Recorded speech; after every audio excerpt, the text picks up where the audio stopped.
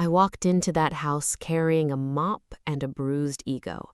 I walked out 2 months later carrying evidence that would destroy an entire family. And the worst part, they never once saw me coming because they never once really looked at me. If you think you know where this story goes, you don't. Before I get into this, if you've ever been underestimated, overlooked, or treated like you were invisible, hit that like button right now because this story is for you. Subscribe because what I'm about to tell you, I'm just getting started. My name is Nadine Cross, and 6 months before any of this happened, I had a life I'd built entirely with my own hands. A project management role at a mid-size firm, my own apartment, a savings account I was actually proud of. I wasn't rich, but I was mine. Everything I had, I earned. Nobody handed me a single thing. Then came the restructure. That's what they called it. A restructure, like wrapping devastation in corporate language somehow makes it hurt less. They eliminated my position, and when I looked around at who else got that letter, I already knew the truth before anyone had the nerve to say it out loud. I was the only Black woman on the leadership team. I was also the first one gone. 3 months of sending out applications and hearing absolutely nothing back. My savings started bleeding out faster than I could track. Damon, my boyfriend, my person, was doing everything he could, picking up extra shifts, keeping the lights on, never once making me feel small about it. But bills don't care about your dignity. They just keep coming. So when a staffing agency called about a live-in maid position with a wealthy family in a gated community, good pay, private room, immediate start, I said yes. Not because I wanted to, because I had to. I remember the drive there, passing through those iron gates, watching the houses get bigger and the world get quieter. Something cold settled in my chest. Not nervousness, something deeper, like my body was trying to warn me about something my mind hadn't caught up to yet. The Whitfield estate sat at the end of a long, perfectly trimmed driveway, enormous, immaculate, completely lifeless, like a showroom pretending to be a home. I picked up my bag, straightened my back, and walked in. The first person I met inside that house was Gwen. She was older, maybe mid-50s, moving through the kitchen like someone who had learned to take up as little space as possible. She handed me a cup of tea without me asking, looked me over once, and said something I almost laughed off in the moment. "Keep your eyes open in this house and your mouth closed." I smiled politely and filed it away. I wouldn't fully understand what she meant for another 2 weeks. Constance Whitfield introduced herself that same afternoon. Perfectly pressed linen blouse, pearls that probably cost more than my old monthly salary, a smile that never once reached her eyes. She walked me through the house with a list of rules that felt less like household guidelines and more like a slow, deliberate lesson in knowing my place. Don't use the front entrance. Meals are not provided from the family kitchen. Personal items stay in the staff quarters. She delivered every word with that smooth, practiced politeness that people use when they want to humiliate you without leaving fingerprints. Fletcher barely acknowledged me. He looked up from his phone once, nodded, and went back to whatever was more important. To him, I was already part of the furniture. Then there was Petra, mid-20s, warm smile, called me a breath of fresh air within the first 10 minutes of meeting me. Something about her felt genuine, and that almost made it worse, because I wanted to trust her. I really did. By the end of my first week, the mask had already started slipping. Constance invited a friend for afternoon tea, and I had just finished cleaning the drawing room. She walked in, ran one finger along the windowsill, and said, loud enough for her guests to hear, "I always have to double-check. Some people just weren't raised with certain standards." Her friend laughed like it was the most natural thing in the world. I smiled, kept my face completely neutral, but inside, I was burning from my feet up. That night, I called Damon. I sat on the edge of my bed in that tiny staff room, smaller than my old bathroom, and I heard his voice and I almost lost it completely.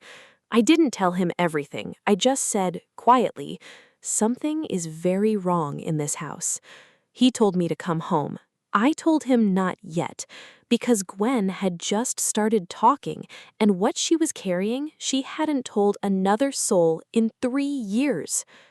Gwen didn't give me everything at once. She fed it to me slowly, carefully, the way someone does when they've been burned before by trusting too fast. Little details here and there, a name dropped quietly over the kitchen sink, a look exchanged when Fletcher disappeared into his study for the 3rd time in one evening. She was testing me, making sure I was someone worth trusting before she handed me something that heavy. The name she kept circling back to was Hargrove Holdings. I started noticing it myself, on documents that sat a little too carelessly on Fletcher's desk, on an envelope that slipped from a folder he was carrying and landed near the bottom stair. He picked it up fast, but not fast enough. I was already standing right there, invisible as always, and I saw exactly what was printed on the front. The second phone was harder to miss once I knew to look for it.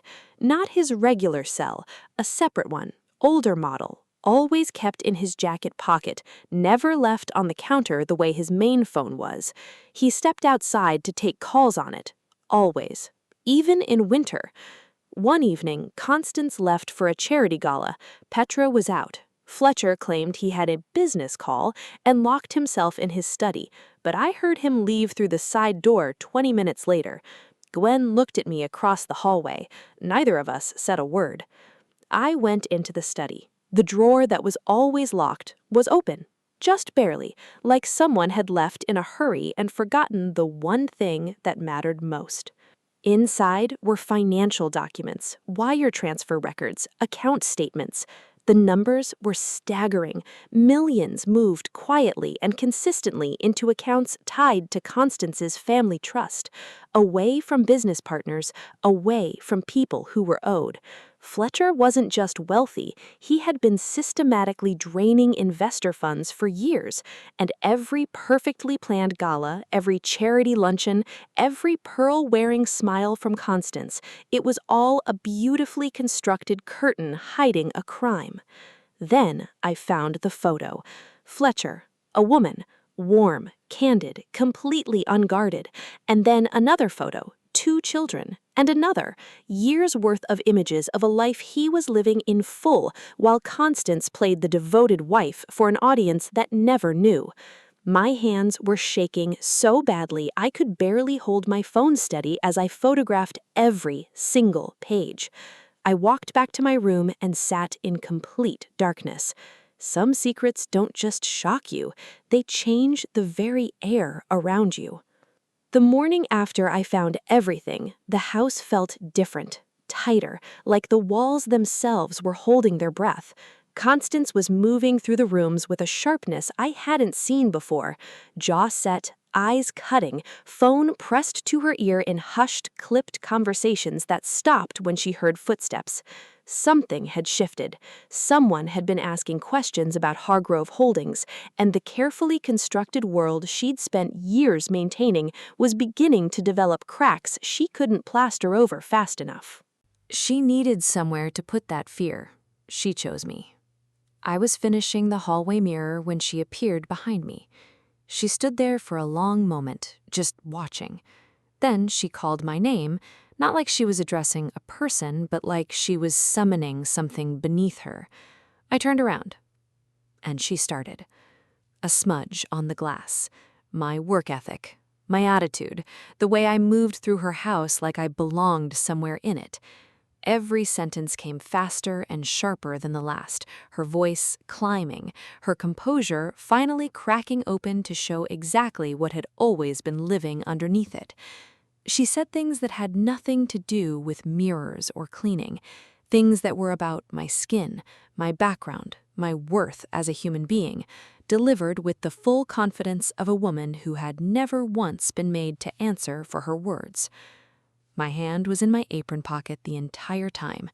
My phone was recording every single syllable. I stood completely still. I let her finish. I let her go further than she probably intended to go, because fear has a way of making people reveal themselves completely. And she did. She revealed everything. Then Petra walked in. stopped dead in the doorway, saw her mother's face, saw mine, and went absolutely silent. That's when Constance raised her hand and made contact. The room went so quiet I could hear the chandelier above us. I turned my face slowly back, looked her directly in the eyes, and said with every ounce of composure I had ever owned, "Thank you. I needed that on record." The color drained from her face like I'd pulled a plug. I walked to my room, packed everything I owned in under 20 minutes, called Damon, told him to come. Then I walked back through those marble halls, past every surface I had cleaned, past every room I had been made to feel small in, and I walked out the front entrance, the one she told me never to use. I didn't make a single move that night. Damon picked me up, held me in the car without saying a word for a long time, and just let me breathe. Sometimes the most powerful thing another person can do for you is simply refuse to let you carry something alone. I needed that. I needed one night of just being held before I became the storm. The next morning, I made 3 moves, deliberately, calmly, like I was back in my project manager chair, running a meeting I had prepared for weeks. First, I contacted a journalist, a woman named Priya, someone I'd crossed paths with during my corporate years, sharp as a blade and twice as precise. I sent her the documents. Every photograph, every transfer record, every page from that drawer that should have stayed locked. I didn't ask her to destroy anyone. I just handed her the truth and stepped back. Second, I walked into a police station and filed a report for assault. I submitted the recording. All of it. Not just the slap, but every word that came before it.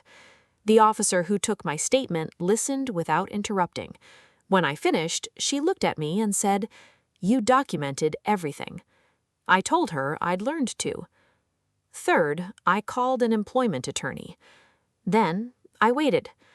3 weeks later, the story broke. Hargrove Holdings, front page. Fletcher Whitfield's name, the wire transfers, the investor fraud spanning nearly a decade, all of it laid out in black and white for the entire world to read over their morning coffee.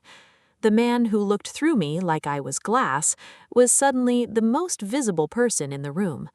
The arrest footage played on a loop. Fletcher Whitfield, hands behind his back, walking out of his own front door, the one I was never allowed to use. Constance's charity world evaporated overnight. The invitations stopped. The phone calls stopped. The carefully curated social circle that had smiled and laughed along with her cruelty suddenly had no memory of knowing her at all. Her assault charge went to court. She settled. The amount was never made public, but Gwen called me the evening it was finalized, and the way she exhaled on the other end of that phone told me everything I needed to know. I used part of the settlement to register my own consultancy, my name on the door, my rules inside it. The day I signed those papers, Damon sat beside me watching my hand move across the page, and I thought about how different that felt from holding a mop. It felt like coming home to myself.